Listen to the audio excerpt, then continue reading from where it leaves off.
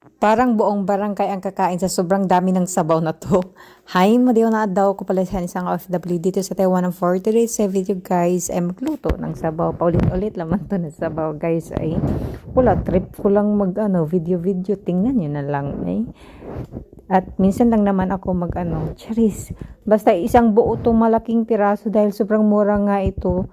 20 inti lang, imagine sobrang laki siguro mga more than kilo or almost 2 kilos. Kasi nga ang laki ng kohlrabi na. Di ko alam kung tama ba yung pag-pronounce ko. Tapos nilagyan ko siya ng mais, di ba? At malagkit na mais to guys, masarap siya.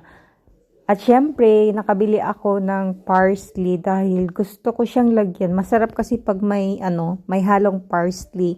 Kaya yun, ito yung niluto ko, basta pinalambot ko lahat. Malaking kasirola yung nilutuan ko kasi buong parang 3 pamilyang kakain kasi sobrang dami nito guys, promise.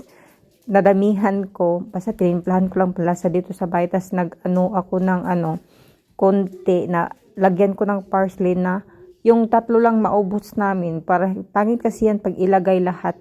So yun lang, ito yung masarap na sabaw sa malamig na panahon.